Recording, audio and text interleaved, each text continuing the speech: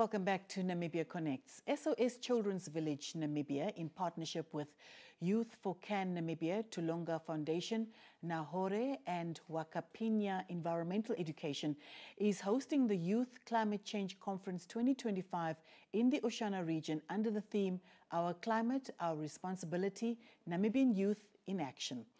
Now, in studio, we are joined by SOS Children's Village Namibia National Director, Julieta Ferreira. Good day, Ms. Ferreira, and good morning. Thank you so much for joining us on the program. Good morning. It's a pleasure. How will the conference ensure diverse and inclusive youth representation, particularly from, vulnerable communities in the global south that are disproportionately affected by climate change? Yes, first of all, to ensure that children and young people that are affected by climate change form part of the conferences that we've opted to host the event in the Oshana region, the region being one of the regions that have, for the past 5 years, mostly affected by floods. And also in addition to ensure that we also include all other young people across the country, invitations were sent out to all 14 regions where we invited delegates through the existing youth platforms, where each region will send 2 delegates. And also we went further to ensure that we provide transport, accommodation, and all the required needs that young people would need to make sure that they make it to the conference. To ensure also inclusivity, especially children and young people living with special needs, we've also sent out an invitation to special schools such as Elua Primary School in the Oshana region. Now, beyond offering actually a platform to speak, what mechanisms are in place to ensure that, youth voices, the voice of young people and recommendations directly inform the SOS programming? And, just in terms of how can this be brought to higher levels of policy discussions at the end of the day? Okay, the conference, like you rightfully mentioned, does not only provide an opportunity for young people to speak, but it also gives them an opportunity to network with leaders and other stakeholders implementing and providing support for climate change interventions. And also in addition, from the side of SOS, we also provide the opportunity. The idea is that after this conference, besides giving them an opportunity for capacity building, they are able to come up with action plans to implement climate-related interventions in their own communities. And through this conference, they'll be able to network and link with different stakeholders that provide support, and not only in terms of capacity building, but also maybe where there are opportunities for funding to implement their community-based interventions. Now, you talked about action plans earlier, Ms. Ferreira. What specific measurable outcomes is SOS hoping to achieve with this conference? Okay, number one is to ensure that young people gain the necessary skills, build their capacities in terms of climate change interventions, actions to mitigate the impacts of climate change and adaptation.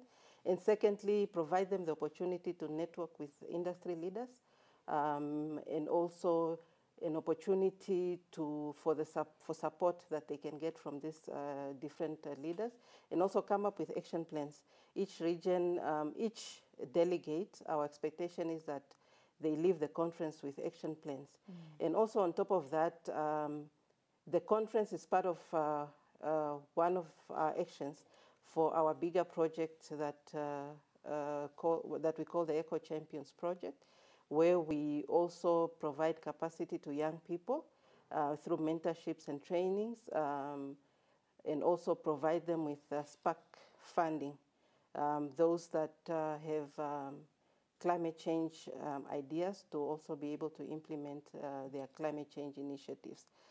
Those are some of the outcomes, to say those that have the idea, especially at least come out with an idea that they can also sell out there and be able to secure support or any form of funding from a diverse group of stakeholders.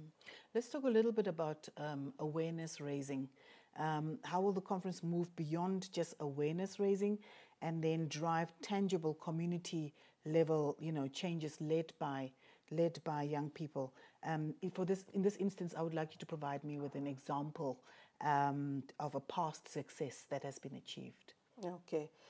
In addition to what I mentioned, building the skills of the young people, one skill that I left out is advocacy, because then with the conference, they'll be able to build the advocacy skills for them to be able to advocate out there for any policy changes that are required or inclusion in policies.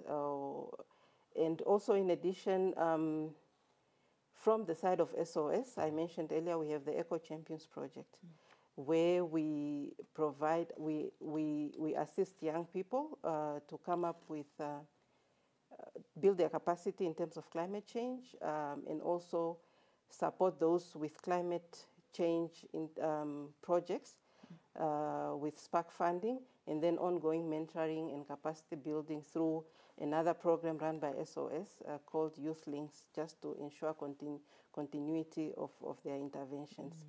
Yeah. SOS has highlighted that climate change on the ground and community-based climate change projects as well. Now, such as climate change farming and renewable energy with high-level policy advocacy. Can you just delve a little bit more into what this is? Okay. Climate change has different impacts on community. SOS being a child care and protection organization where our focus is the child and young people.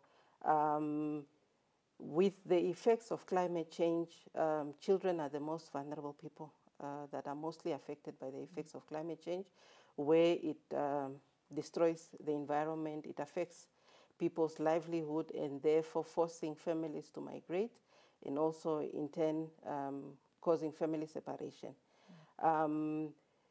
With some of the mitigating actions and adaptation actions that communities can come up with, in this case, young people, are different actions like smart agriculture interventions, issues with biodiversity and renewable energy. With our current Eco Champions project, we are supporting 4 champions that we refer to as the Eco Champs, who earlier in the year we issued out a call giving an equal opportunity to all young people across the country, where they came out and we provided them with funding, and they're implementing different projects in these areas.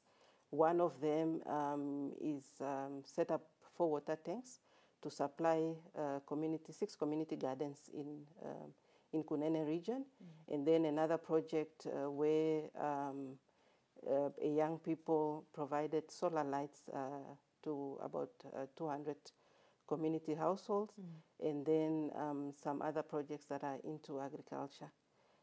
So it just shows that there are diverse actions that can be taken to mitigate the impact of climate change, which cuts across renewable energy, smart agriculture, etc. Now, given the significant mental health impacts of climate change on young people, and what provisions will the conference include to address, eco-anxiety and offer psychological support to the youth? Yeah. Okay. Part of the conference, we are going to have different stakeholders that will be able to provide support to young people in case there will be a need for those that will need support in terms of mental health. And also, part of our programming as SOS Children's Villages, we also provide mental health support to young people. And then with also the ongoing programs that we have, especially through the Eco Champions project, where we provide support.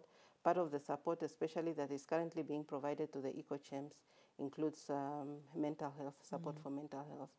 And then also through the networks, we'll be able to assist in linking young people with different stakeholders based in their communities to be able to provide them with mental health support, so that it's just not limited to the event itself, but it's something that is ongoing.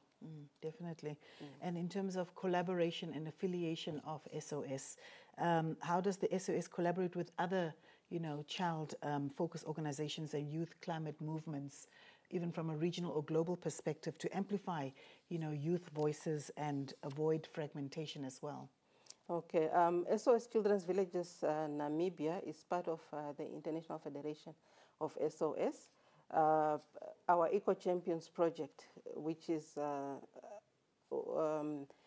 that includes the implementation, the conference that we are currently talking about.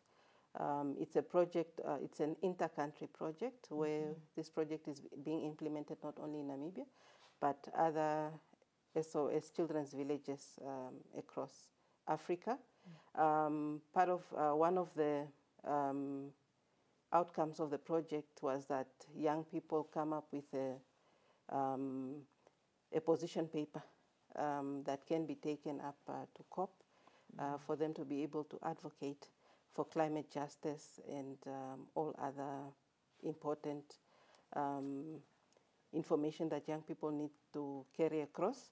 In addition to that, the conference is being implemented in collaboration with other stakeholders, especially youth groups such as Youth for Care, Tulonga, Wakapinya, just to ensure collaboration with different stakeholders. Now, what are the next steps after the conference? How will you maintain the momentum and continue to support, the youth that are involved in this? Okay, after the conference, from the plans, the expectation is that we'll provide support to ensure that young people, first of all, they should take ownership of the action plans that they're going to come up with and be able to go back and implement in their communities. In addition, our Eco Champions project, we are going to implement a second phase starting from the year 2026, where it will give us an opportunity to provide spark funding to more young people with climate change initiatives to implement in their communities. And part of that, we also have a continuous mentoring and training support through our Youth Links. It's actually an online platform where it brings together young people from across the globe, from different backgrounds, where they are going to receive continuous support. Maybe just as a final question, I know that SOS is a fund-based organization, and how does SOS plan to secure ongoing funding in terms of resources for youth-led activities, and even for the one that we're talking about today? Yeah, specifically for the one that we are talking about today is that part of the reason why SOS is not implementing this initiative in isolation but in partnership is to ensure continuity and sustainability, and also linking young people with other stakeholders that provide similar funding. And also one of our objectives is that from the statement is that there'll be a joint statement by the young people that will be a result of the conference that will come out, we'll be able to share with different stakeholders, including the government, so that it also informs policy and also give them an opportunity to tap into other resources that are available out there, but not only specifically from SOS.